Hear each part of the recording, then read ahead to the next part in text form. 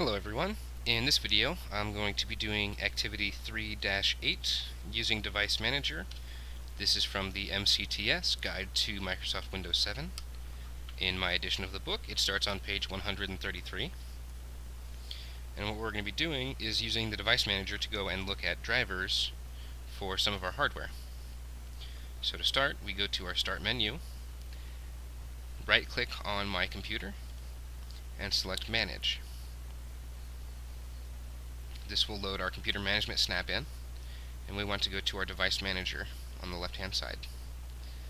This shows us the categories of hardware that we can control and manage for our computer.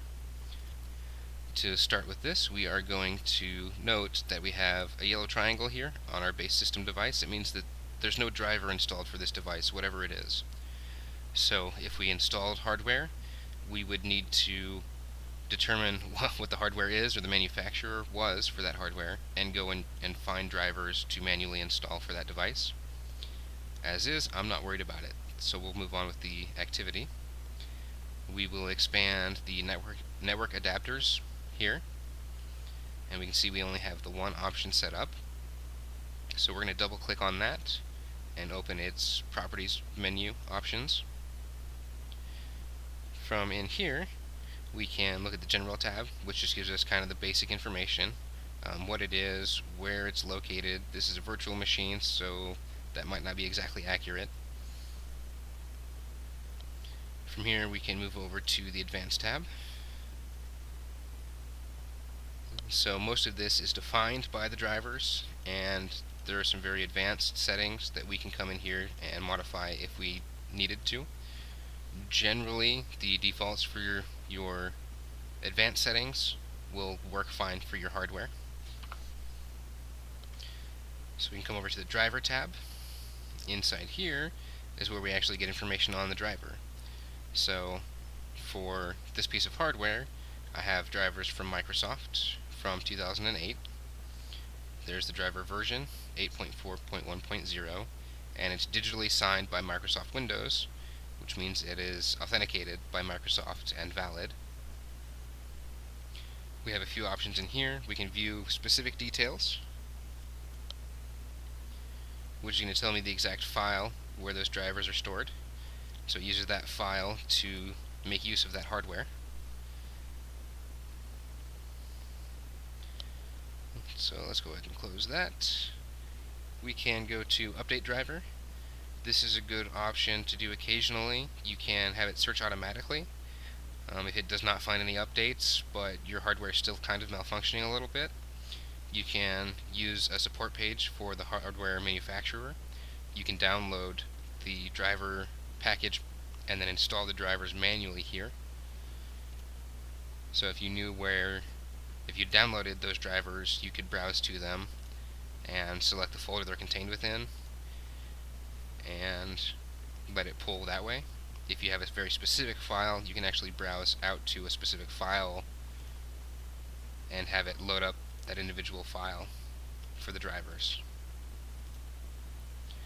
This is especially useful, I've noticed, for printers. If you're using a server or a printer share option to deploy a printer to multiple computers, if you have computers running both 32 and 64-bit operating systems, you'll end up needing to install drivers for both on a 64-bit machine. So if you have a 64-bit server, you'll install the printer and it'll usually pick up 64-bit drivers automatically, but you'll need to manually go and install the 32-bit drivers so you can share that printer with your 32-bit operating system computers. Alright, you can also disable and uninstall if you choose to do so.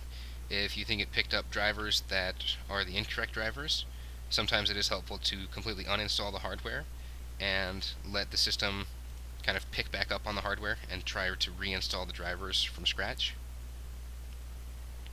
Sorry, I wasn't quite done in here. In the Details tab, we can go through and look at all of the device driver details. Literally everything, well, pretty much everything will be covered in here. And it just displays it, so you can't accidentally mess anything up here. This just shows you all of the different driver details. The resources. This tab will show you the exact hardware that these drivers are using, or that this device is using. So it can be using RAM, input, output. So you can come here to see those and check for conflicts. I have no conflicts on this device, which is a good thing. Our last tab is the power management tab, and this is used a little bit more for laptops than it is for desktops. You can configure settings that will allow the computer to turn this device off to save power. If that's a network connection and I need to be on the internet, I might want to disable that. So even if my power gets a little bit low, it will not shut off my network connection. So again, this is usually a little bit more for laptops that run off an internal battery rather than desktops, which are expected to have a steady power source.